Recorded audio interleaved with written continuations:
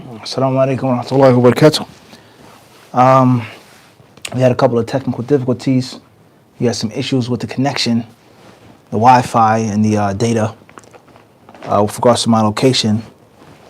So that's the reason if you have a few thumbnails or alerts and we canceled those streams. That's first and foremost. Second of all, if you guys could let me know if the sound is good. We don't want any other technical difficulties. Hayakallah, Akhil Aziz. Inshallah. Tahuran, bi'idnillah. Tayyib, sound is good. Jazakallah khairan. Inshallah, you're doing well, strong, inwardly and outwardly, mentally, physically, spiritually, bi'idnillah. Jazakumullahu khairan.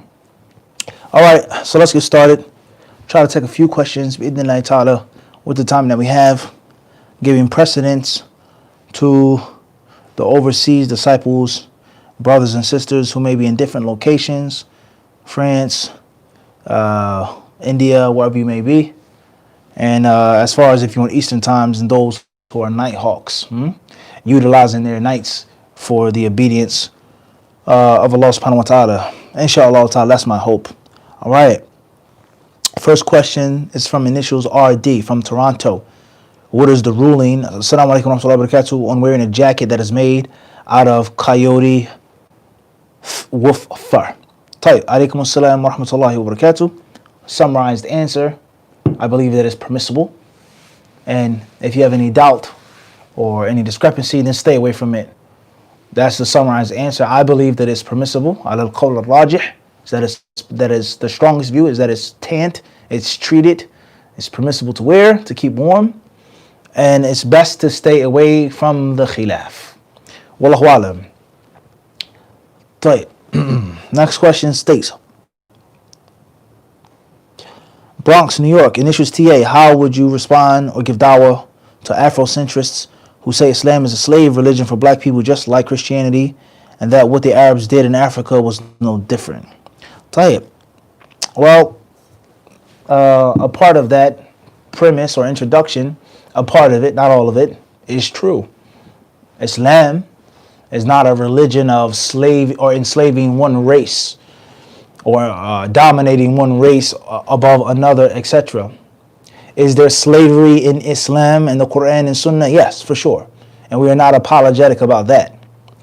What the Arabs did, or what some Arabs did, and others besides the Arabs as well, what some Africans did of slavery and enslaving and selling and buying and raiding and capturing, etc., is a different story. Okay? So I would say I would have to agree to a part of the premise. There's no doubt about it. There were many Arabs and non-Arabs who enslaved Africans. Turkish, and the list goes on. They enslaved them. That's a fact. Castrated the males, took the women as concubines, etc. That's a fact. And it's of no use to run away from that and try to hide. And just it's also no use of just putting that on Christianity. The white man enslaved the black man, gave him the cross, gave him the swine, gave him the good book, and he gave you the name Toby. Just like they'll say that the Arab man enslaved the black man and gave him the name Abdullah, or whatever name they gave him. So that's a fact in history. All right? That's point number two. Point number three is, if you're an Afrocentrist, exactly what do you mean by that, Afrocentric? That you're in touch with your roots, your original ethnicity, culture, before things were forced upon the people, etc. Or you're trying to be on something else, which is false according to Quran and Sunnah. At the end of the day, if the person is a non-Muslim and they're attacking Islam, saying Islam is a slave religion, and it's no different than Arab and white man, European, no problem. So did the white man walk into Africa and walk away with the slaves? Did the Arab people just walk into Africa and walk away with the slaves? Did they just easily, simply just stroll into the Horn of Africa and take all of those women as sex slaves back to Arabia and castrate all those young boys? Or was there someone assisting them and helping them and aiding them and collaborating with them, whether it was for financial gain, rifles, muskets, whiskey, gold, rum, money, currency, gold, silver, textiles, or people collaborating with regards to a class system. I'm black king, and these people are peasants, they're slaves. I've captured them in warfare, or they're treacherous. They try to topple me in my throne, and I want to get rid of them and take them out of my kingdom, and I sell them at the cheapest price to some Arab traders. Was it, which of the two was it? So if they were black people, African people, who sold other Africans, who captured other Africans, who defeated other Africans, then why are you being Afrocentric? Don't be anything. Don't be a Muslim, don't be a Christian, don't be a Khan, or this religion, or this spiritual way, because every person, whatever color they were, had some hand in the slave trade, the African slave trade. Women being sold as sex slaves and concubines, boys having their entire genitals cut off, castrated, and sent back to Baghdad, sent back to Turkey, sent back to Syria, sent to Egypt, etc., etc., etc. If that's the case, the black man is guilty, the Arab man is guilty, and the white man is guilty. So follow nothing. Don't wear any clothes. You wear a thobe, you're following the Arab who enslaved the Africans. You wear pants, you're following the white man who enslaved Africans. You wear a dashiki or this type of cultural African robe or dress, whatever the name is, you could be following Africans who enslaved Africans. So it's a very complex issue, and you're not going to come out with a solid answer. All right? And Allah knows best. So it's a very long discussion historically. Wallahu alam. Next question states, going back to the summarized answers. Obviously, some questions demand detail. May Allah bless you all. Ameen. Inshallah. Muhammad Siddiqui, initials LA, California. Sheikh, are the Hanafis who say that you must stick to a madhab and study a Dar al-Ulum part of Ahlul Sunnah? Allahu alam. That's only a part of what they say. They may have other statements, other actions, which exclude them from the circle of Ahlul Sunnah. That's only one aspect. We can't just necessarily take someone outside of Ahlul Sunnah because of maqala wahida, which could be ijtihad, which could be wajhat nazar, a point of view, which could be etc. Allahu alam. What's important is that that's a discussion in itself. What is Ahlul Sunnah wal Jama'ah? What determines who and who isn't Ahlul Sunnah wal Jama'ah? That's an issue in itself. Secondly is, there are many people who have the aqeedah of Ahlul Sunnah wal Jama'ah, and hopefully they have the ittiba', but they may be caught up in the concept of you have to stick to a madhab, or you should stick to a madhab. You should follow it and stick to it, etc. So this is a detailed answer. What's important is the correct view is that a Muslim is not required to learn a madhab. A Muslim is not required to stick to a particular madhab. If one wants to study a madhab for structure, if one wants to study a madhab for systematic learning, then khair. Are there benefits in studying a madhab? For sure. For sure there are. Are there benefits in sticking to a madhab? Yes, there are. But there are harms in studying a madhab. And there are harms in sticking to a madhab.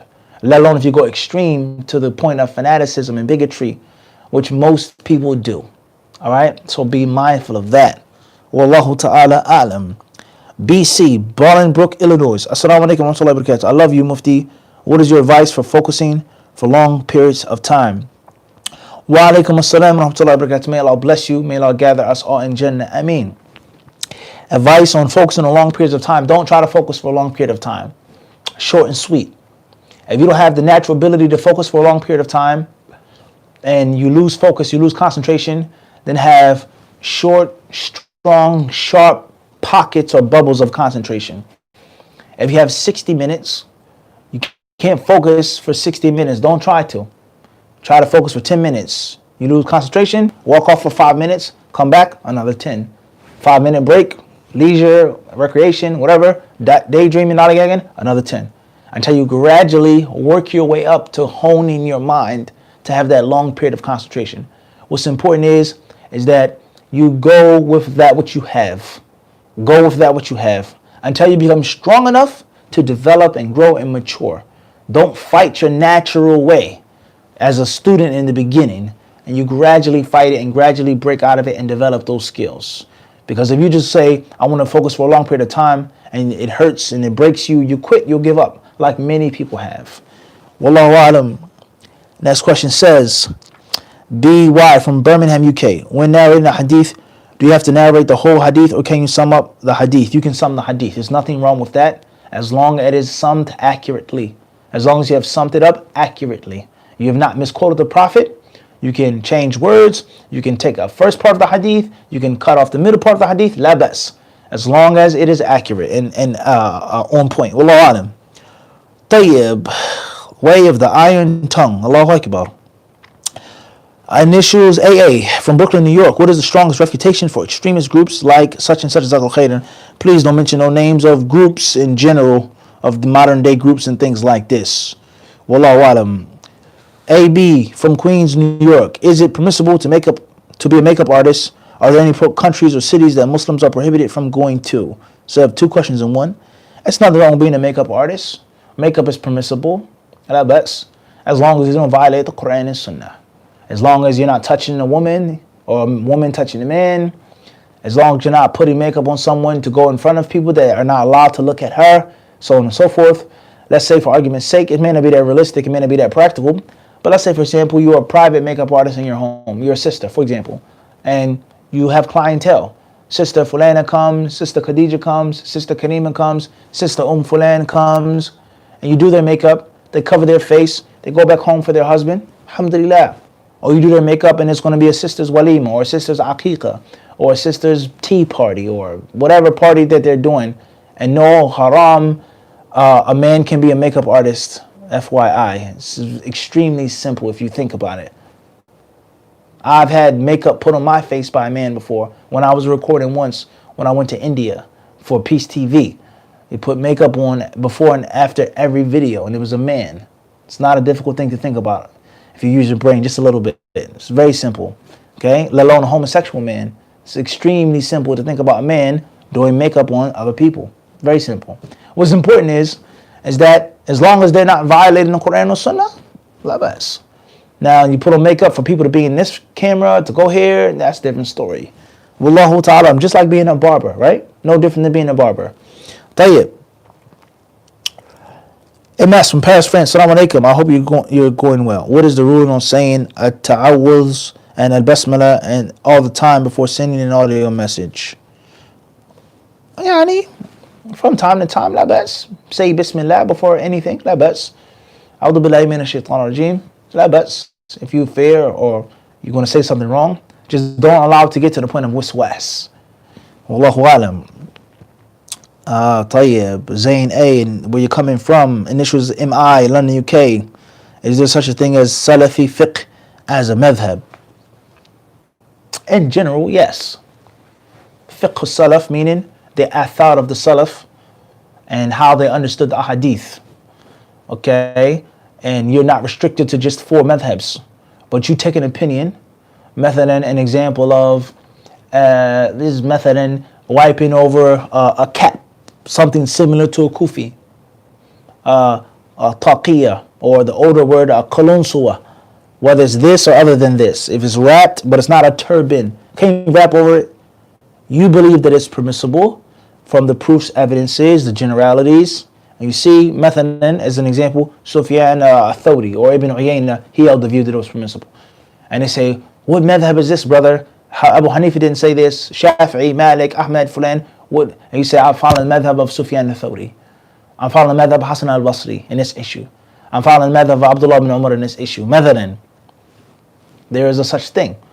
There a collection of athar of the Salaf, and obviously that has to be put in order, organized, and is one of the benefits of a traditional madhab, is that it's been overlooked. It has been painted and coated and glossed for years. Abu Hanifa died in the 2nd century. His disciples, 3rd, 4th, 5th, 6th, 7th, 8th, 9th, 10th, 11th, 12th, 13th, 14th. There's a long time of scholars sifting through it, painting over it, covering every possible issue that can happen, and putting it in one place, one book, one sharh, and then making the other explanations. And some of the earlier people didn't necessarily have that. All right, so there's detail with regards to a madhab of the Salaf, and obviously it's a general term. The madhab of the Salaf is the dalil. And we have to understand something about madhabs. One of the crimes of these different madhabs is that they force blind following and they force fanaticism and bigotry. Abu Hanifa is the greatest faqih. No one can come close to him, can come near to him. If Abu Hanifa doesn't take this view, then it's either a weak hadith or abrogated. That's extreme. That's fanaticism. Or for someone to say that the best madhab of all of the madhab is the Hanbali madhab. That's extreme. Different views that other imams had that aren't found, whether it's in the statement of Imam Ahmad or other than Imam Ahmad. Method, as an example, all right? No one jump on me and say, how can you say Imam Ahmad's Hanbali madhab is not always the code of Ahmad? Be careful. Imam Ahmad's statements they aren't necessarily the madhab of the Hanabila. Okay? So there's no one to jump on me for that. Imam Ahlus Sunnah wal Jama'ah, etc. Okay, Imam Shafi'i rahimahullah was the greatest faqih. His madhab is the best. His madhab is kada. That's extreme. Saying that one person has all of the virtue, all of the good, there's no good in anything else, etc. So those are some of the vices of that.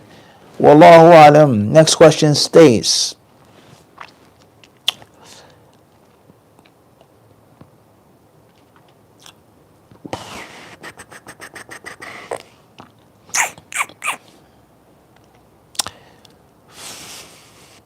our purpose is to worship Allah alone. MR Lodi, California Mufti. Our scholars are dying. It hurts the heart. May Allah Azza wa Jalla have mercy on all of the scholars of Ahlus Sunnah wal Jama'ah. All of them. Okay. Sheikh Ali Al-Halabi, rahimahullah. We ask Allah Azza wa Jalla to forgive him of his sins and shortcomings and have mercy upon his soul and accept all of his good deeds. Okay. We don't believe in eulogies as Muslims. And we don't laud the dead. That's from the ways of the Jews and the Christians and things like this. Okay, I just heard the news that he passed away. Allahul Musta'an, inna lillahi wa inna ilayhi raji'un. La hawla wa la quwwata illa billah. I benefited tremendously from the Sheikh. Not in person. I never met him. I met some of his students, but I never met him. I've read countless books of his. I've listened to countless lectures of his. I benefited tremendously from him. May Allah put on a scale of good deeds. And may Allah have mercy on all of the Muslims and all of the ulama of hadith and of Ahlus Sunnah. La hawla wa la quwwata illa billah.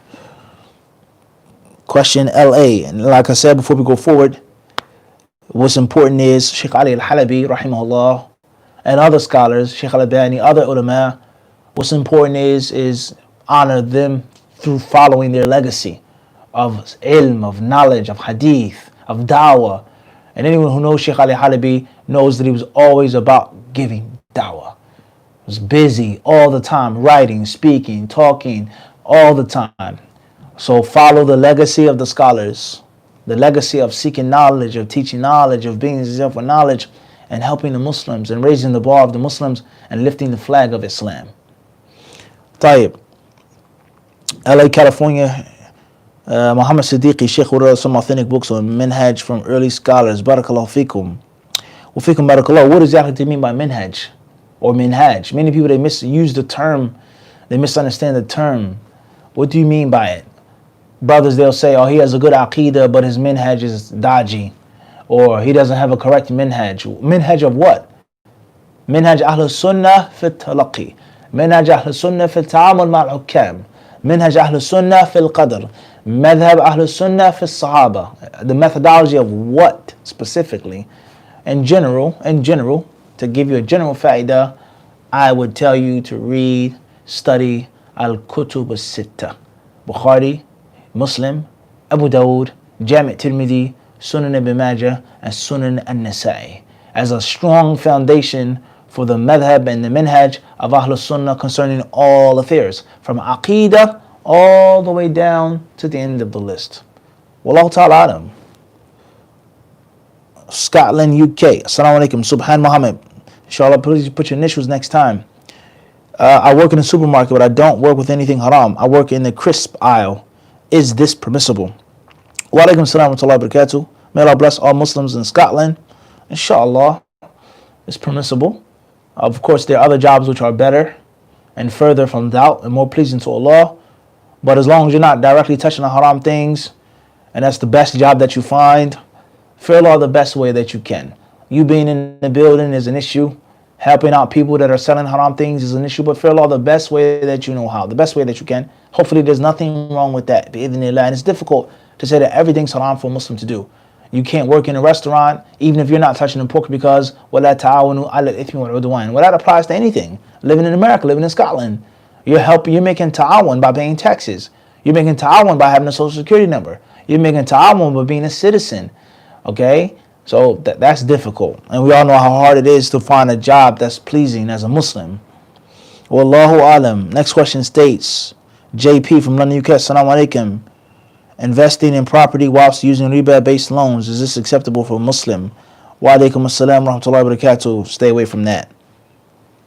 Stay away from that. Anything that pertains to riba and just becoming in debt and taking debt, stay away from that. It's extremely dangerous, extremely detrimental. Wallahu alam. Next question states, can someone be Hanafi in fiqh? Tahir Hussein, where you coming from? Keith Sanders, alaikum salam wa rahmatullahi wa barakatuh. NK, Gayson, Germany. Assalamu alaikum. What is the ruling on parachuting? And if one was to get into a fatal accident while parachuting, would that be considered suicide? Wa alaikum assalam wa rahmatullahi wa barakatuh. Peace and greetings to all disciples in Germany. What are you parachuting for? Training in the military? Training for other things? Okay? Or just a thrill seeker, fun?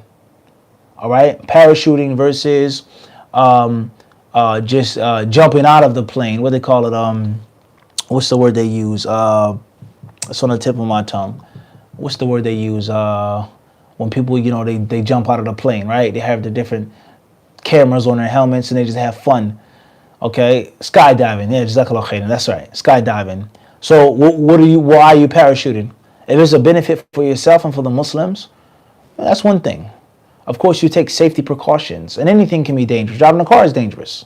Learning this skill, learning that skill could be hazardous. Are there levels of danger and hazard? For sure. Okay, but if you take the necessary precautions and you learn under trained, certified instructors with regards to skydiving or parachuting, and it's a benefit, no sin in that, inshallah. It's not haram. It's not haram. As far as you just thrill seeking, and it's a great risk, unnecessary risk, the risk is higher than the safety percentage or chances or odds, then that is a different story. And if you died in that accident, it's not necessarily suicide, but it could be reckless endangerment of your life. وَلَا تُلْقُوا بِأَيْدِيكُمْ إِلَى التَّهْلُكَةِ. Don't cast yourselves to destruction, Allah says. Even though that ayah, according to many of the Salaf, is talking about making istighfar and giving sadaqah. What's important is reckless endangerment of your nafs is one thing, but we can't say that every single thing is haram because it has a risk involved. We don't make unlawful what Allah has made lawful. Wallahu alam. Mahmoud G, Atlanta, Georgia. How should one give advice to a new Muslim who is afraid for his kuffar family not being guided? You have to explain to him the stories of the seerah. The Prophet ﷺ was more beloved to Allah than all of us put together. And what happened to his family, his mother, his father, his uncle. And he has to worry about himself. There has to come a time in which you have to have some type of selfishness for your soul, unfortunately. Wallahu alam. And perhaps they'll become guided if they see me in a Muslim. Perhaps. You don't know the future. But you have to take a step and work on yourself. Tayyib. Umair Chaudhry. Assalamu alaikum. Love you for the sake of Allah, bro. I'm coming to New York, inshallah. What masjid can I hear you? Hear you or beat you at? You can come on Friday. Wa alaikum salam wa barakatuh. Ahabak alladhi ahbabtana fi. Friday, 1:15 p.m. Masjid Ahl Sunnah wal Jama'ah on the Van Wick Expressway. And the information should be on the website, inshallah.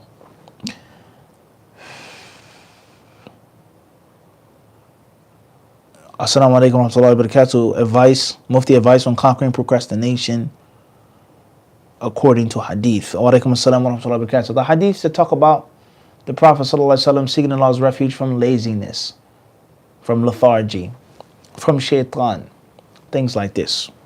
Wallahu alam.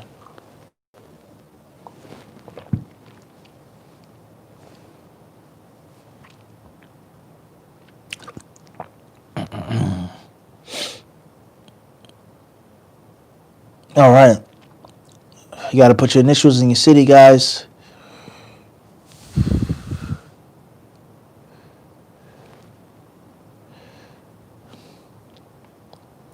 This will be our khalas. We'll stop here tonight. Jazakumullah khairan. Thanks a lot for tuning in. Guys who didn't get your questions answered tonight, you can, inshallah ta'ala, copy them and paste them for the next session. For those who have special questions or want to be confidential, or for those who have a sense of urgency, or for those who want structure, not a random live stream in the middle of the night, then you have several options. One option is our Saturday personal exclusive Q&A at 2:30 p.m. Eastern Time. You can go to HadithDiscipleshop.com to register for that. And also you can, at the same website, you can have emails sent to you with an expedited service, 24 hours, 12 hours, so on and so forth. Bi'idhnillahi ta'ala. If you have a question that you need to get answered, obviously the public live stream is very crowded. There are a lot of people, and there is no standard time for it. Because of the COVID pandemic, there is no masjid lecture time like we used to have. Okay? Inshallah. Jazakumullah khairan. Assalamu alaikum wa rahmatullahi wa barakatuh. Thanks a lot for tuning in.